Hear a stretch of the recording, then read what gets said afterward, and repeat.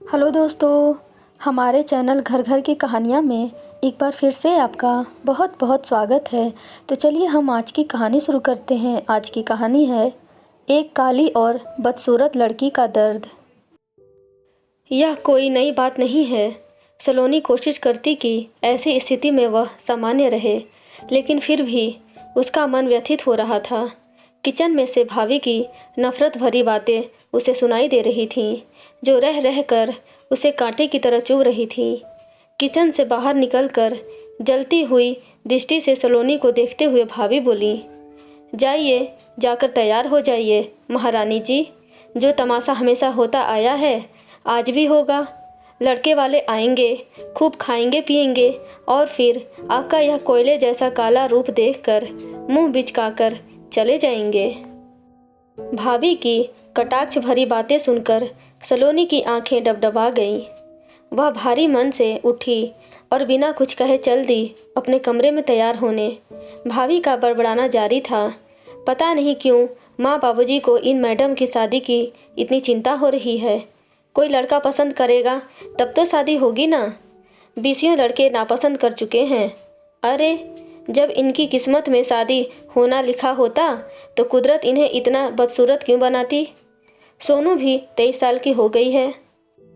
सलोनी की शादी कहीं नहीं तय हो रही है तो उसकी ही शादी कर देनी चाहिए। उसे तो लड़के वाले देखते ही पसंद कर लेते हैं। माँ ने अपनी व्यवस्था जाहिर की। ऐसे कैसे हो सकता है बहू? बड़ी बेटी कुंवारी घर में बैठी रहे और हम छोटी बेटी की शादी कर दें। भाभी आंखें तरेर कर बोली, आपको क्या लगता है माँ जी, आज लड़के वाले सलोनी को पसंद कर लेंगे? ऐसा कुछ नहीं होने वाला है। सलोनी की वजह से सोनू को घर में बैठाकर बालों में सफ़ेदी आने का इंतज़ार मत कीजिए। मेरी मानिए तो सोनू की शादी करा दीजिए।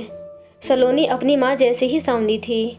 सांवले रंग के कारण माँ ने उसका नाम सलोनी रखा था। माँ बाप भाई बहन को छोड़कर सलोनी औरों को काली नजर आती थी। उसके पैदा होने पर दादी सिर पकड़कर बोली थी, अरे, यह काली छिपकली घर में कहाँ से आ गई? कैसे बेड़ा पार होगा इसका? भाभी जब इस घर में ब्याह कर आई थीं तो सलोनी को देखकर उन्होंने तपाक से कहा था, तुम्हारा नाम तो कलूटी होना चाहिए था। यह सलोनी किसने रख दिया?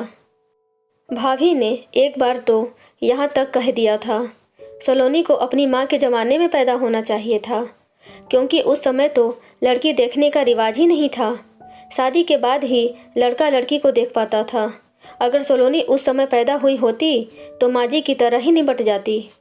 माँ ने जब यह व्यंग सुना तो वह तिलमिला उठी और सलोनी पर चिल्ला उठी, इतनी सारी अच्छी और महंगी क्रीमें घर में लाकर रखी हैं, लगाती क्यों नहीं उन्हें? सलोनी अपमान और पीड़ा से भर उठती थी। मुझे जलन होती है उन क्रीमों से, मैं नहीं लगा सकती। माँ जानती थी कि चेहरे का रंग नहीं बदला जा सकता, फिर भी अपनी तसल्ली के लिए ढेर सारी अंग्रेजी और आयुर्वेदिक क्रीमें लाकर रखती रहती थीं। सभी लोगों को सलोनी का गहरा सांवलापन पहले ही दिख जाता था, पर वह कितनी गुणी है, काबिल है, प्रतिभावान है, अनेक खूबियों से भरपूर है, यह किसी को नज़र ही नहीं आता था।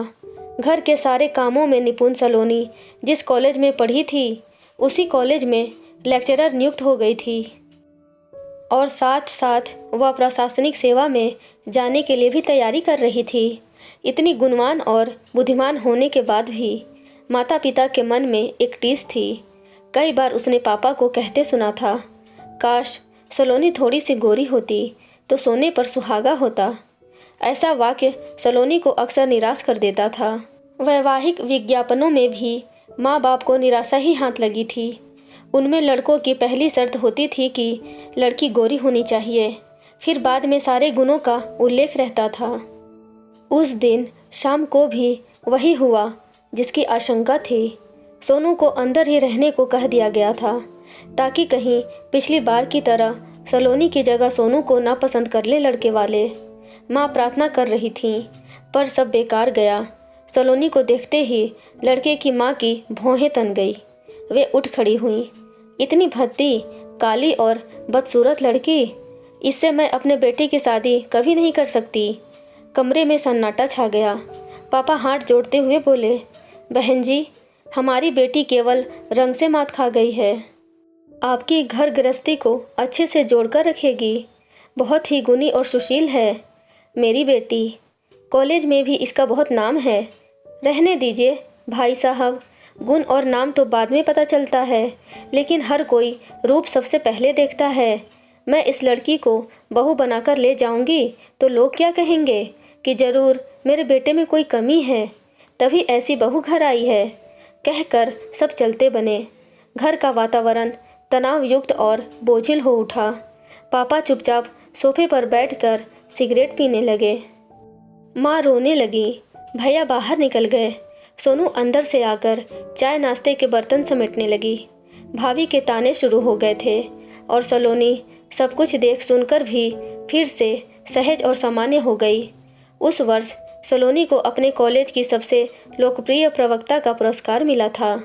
अपने अच्छे व्यवहार और काबिलियत के दम पर वह आज कॉलेज के प्रत्येक विद्यार्थी और शिक्षक की पहली पसंद बन गई थी। इतनी कम उम्र में किसी प्रवक्ता को यह पुरस्कार नहीं मिला था।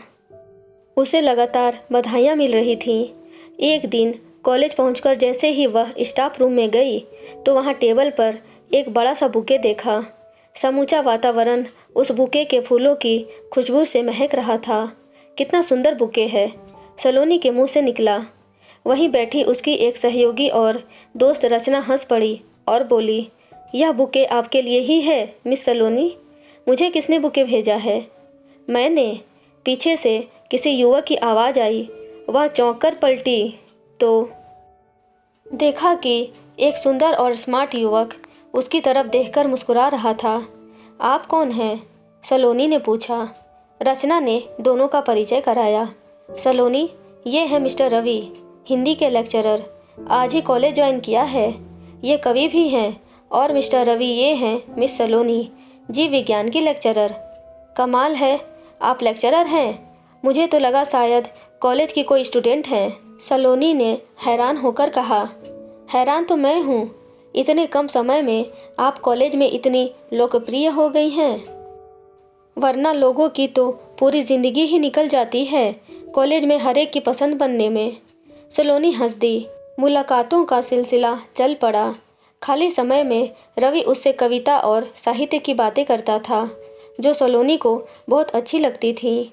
उन दिनों रवि एक कविता संग्रह लिखने की तैयारी कर रहा था। कविता संग्रह छपने के बाद वह काफ़ी प्रसिद्ध हो गया। हर तरफ से बधाइयों का तांता लग गया। रवि को सबसे पहले बधाई सलोनी ने ही दी। बधाई स्वीकार करते हुए रवि ने कहा, पता है सलोनी, मेरी इन कविताओं को लिखने की प्रेरणा तुम ही हो। तुम मेरे पतझड़ जैसे जीवन में बसंत बनकर आई हो। बिना किसी भूमिका के रवि ने यह बात कह दी। सलोनी के दिल की धड़कनें मानो तेज हो उठीं। उस दिन उसने रवि की आंखों में अपने लिए दोस्ती के अलावा और भी कुछ देखा था। क्या वे सचमुच मुझसे प्यार करते हैं? यह विचार मन में आते ही उसका रोम रोम पुलकित हो उठा। उन्होंने मेरे रंग को नहीं देखा, मेरी सुंदर आंखें देखीं, सुंदर बाल देखे, सुंदर होंठ देखे। रवि कवि हैं और कवि तो हर चीज़ में सुंदरता ढूंढ ही लेते हैं। वह भी रवि को चाहने लगी थी। रॉयल्टी की रकम मिलने के बाद रवि ने पार्टी रखी। सोनू को पार्टियों में जाने का बहुत शौक था, लिहाजा सलोनी उसे भी साथ लेती गई। आई कांट बिलीव दिस, क्या वाकई में सोनू तुम्हारी बहन है? सोनू को देखकर रवि आश्चर्य और हैरानी से सलोनी से बोला। रवि की इस बात पर दोनों हंसने लगीं, क्योंकि यह सवाल उनके लिए नया नहीं था। जो भी उन दोनों को साथ देखता विश्वास नहीं करता कि दोनों बहनें हैं। पूरी पार्टी के दौरान रवि सोनू के इर्द गिर्द मंडराता रहा। सलोनी की ओर उसने जरा भी ध्यान नहीं दिया। सलोनी को यह थोड़ा बुरा भी लगा, पर वह यह सोचकर सामान्य हो गई कि शायद रवि अपनी होने वाली साली से मेलजोल बढ़ा रहे हैं। पार्टी खत्म होने के बाद रवि ने उन दोनों से कहा, तुम्हारे माँ बाप ने तुम दोनों बहनों का नाम बहुत सोच समझ कर रखा है, सांवली सी सलोनी और सोने जैसी सुंदर सोनू। दोनों बहनें यह सुनकर मुस्कुरा दीं। उसके बाद रवि का सलोनी के घर भी आना जाना शुरू हो गया। घर के सभी सदस्यों से वह काफ़ी घुल मिल गया था। एक दिन रवि सभी लोगों से बैठा बातें कर रहा था। सलोनी किचन में चाय बना रही थी। चाय लेकर जैसे ही कमरे में घुसने को थी कि उसे भाभी का स्वर सुनाई पड़ा। वे रवि से पूछ रही थीं, तो कैसी लगी आपको हमारी नंद? बहुत सुंदर। इनके सौम्य रूप से मैं बहुत प्रभावित हुआ हूँ। पहली बार जब मैंने इन्हें देखा था तभी से इनकी मूरत मेरी आंखों में बस गई। मेरी तलाश पूरी हो गई है। अब मैं इस संबंध को नया नाम देना चाहता हूँ। शादी करना चाहता हूँ मैं इनसे। मेरे पापा तो नहीं हैं, केवल माँ और एक छोटी बहन है। उन्हें लेकर कल आऊँगा शादी की बात करने। सलोनी का चेहरा शर्म से लाल हो गया। वह अंदर नहीं गई। रात को खाने के समय भी वह किसी के सामने नहीं गई। कहीं भाभी या सोनू उसे प्यार से छेड़ न दें। आज रात नींद उसकी आंखों से कोसों दूर थी। अब सब कुछ अच्छा ही होगा। पहली बार अपने जीवन को लेकर वह बहुत उत्साहित थी। रवि से उसकी शादी होने के बाद सोनू की शादी का रास्ता भी साफ हो जाएगा। 2 दिन पहले माँ को पापा से कहते सुना था, अब हमें और देर नहीं करनी चाहिए। सोनू की शादी तय करने में ही भलाई है। सलोनी के नसीब में कोई होगा तो उससे मिल जाएगा। पापा ने भी हामी भर दी थी। सलोनी के जी में आया था कि उसी समय रवि के बारे में बता दे, पर अब तो उनकी सारी चिंता दूर हो गई होगी। रवि ने खुद सलोनी का हाथ मांगा था। यही सब सोचते न जाने कब उसकी आंख लग गई। सुबह काफ़ी देर से सलोनी की आंख खुली। घड़ी में देखा 10 बज चुके थे। वह हड़बड़ा कर उठी। किसी ने मुझे जगाया भी नहीं। रवि तो सुबह 9 बजे तक अपनी माँ और बहन के साथ आने वाले थे। ड्राइंग रूम से ज़ोर ज़ोर से हंसने की आवाज़ आ रही थी। पर्दे की ओर से सलोनी ने देखा कि रवि अपनी माँ और बहन के साथ बैठे पापा और भैया से बातें कर रहे हैं। उनकी बातों से पता चला कि वे अभी कुछ देर पहले ही आए हैं। उसने चैन की सांस ली। उसे गुस्सा भी आ रहा था। एक तो किसी ने जगाया नहीं, ऊपर से न तो कोई उस पर ध्यान दे रहा है और न ही तैयार होने को कह रहा है। उसने ठान लिया कि जब माँ, भाभी और सोनू खूब मिन्नतें करेंगी तभी वह तैयार होगी। ड्राइंग रूम में सबकी बातचीत चल रही थी कि पापा ने माँ को आवाज़ लगाई। फिर सलोनी ने जो देखा वह उसके लिए अकल्पनीय, अविश्वसनीय और अनपेक्षित था। हाथ में चाय की ट्रे लिए सोनू उन लोगों के सामने गई। माँ और भाभी साथ थीं। सोनू ने रवि की माँ के पैर छुए। उन्होंने सोनू का माथा चूमकर कहा, सचमुच चांद का टुकड़ा है, मेरे बेटे की पसंद। कहकर उन्होंने सोनू के गले में सोने की चेन पहना दी। रवि ने सोनू को अंगूठी पहनाकर सगाई की रस्म पूरी कर दी। सलोनी स्तब्ध थी। रवि और सोनू की सगाई? यह कैसे हो सकता है? रवि तो मुझसे प्यार करते हैं। उनकी प्रेरणा तो मैं हूँ। मुझे अपने जीवन का बसंत कहा था रवि ने। तो क्या वह सब झूठ था? धोखा दिया है रवि ने मुझे। बेवफाई की है मेरे साथ। और सोनू, उसने मेरे साथ इतना बड़ा छल क्यों किया? वह तो मेरे सबसे ज़्यादा करीब थी। वह हमेशा कहा करती थी कि दीदी, जब तक आपकी शादी नहीं हो जाती मैं अपनी शादी के बारे में सोच भी नहीं सकती हूँ। फिर ये सब क्या है? कितनी बुरी तरह से छला है रवि और सोनू ने मुझे। इतना बड़ा आघात, इतना भीषण प्रहार किया है इन दोनों ने मुझ पर। इन्हीं दोनों को तो मैं सबसे ज़्यादा प्यार करती थी। लाख चाहकर भी सलोनी सहज नहीं हो पा रही थी। जीवन के इन कठिनतम क्षणों में उसकी दोस्त रचना ने उसे सहारा दिया। मैं जानती हूँ कि यह सब तेरे लिए बहुत पीड़ादायक है। तेरे अपनों ने ही तुझे बहुत बड़ा धोखा दिया है। कितनी बार तू अपना अपमान करवाएगी शादी ब्याह के चक्कर में पड़कर? अपनी कमजोरी को अपनी ताकत बना सलोनी। तू कितनी बुद्धिमान, प्रतिभाशाली और काबिल है, फिर क्यों इतनी निराश हो गई है? तेरे सामने तेरा उज्जवल भविष्य पड़ा है। तू कुछ भी कर सकती है सलोनी। रचना की बातों से सलोनी कुछ सहज हुई। उसे नया हौसला मिला। धीरे धीरे सब कुछ सामान्य होने लगा। वक्त बहुत आगे निकल चुका है। बहुत कुछ बदल चुका है। आज सलोनी एक प्रशासनिक अधिकारी होने के साथ साथ समाज सेविका और सेलिब्रिटी भी है। अपने बलबूते उसने जीवन रक्षा केंद्र नामक संस्था खोल रखी है, जिसके माध्यम से वह विकलांग, गरीब, असहाय और अनाथों के लिए काम करती है। वह लोगों के जीवन में खुशियाँ लाना चाहती है।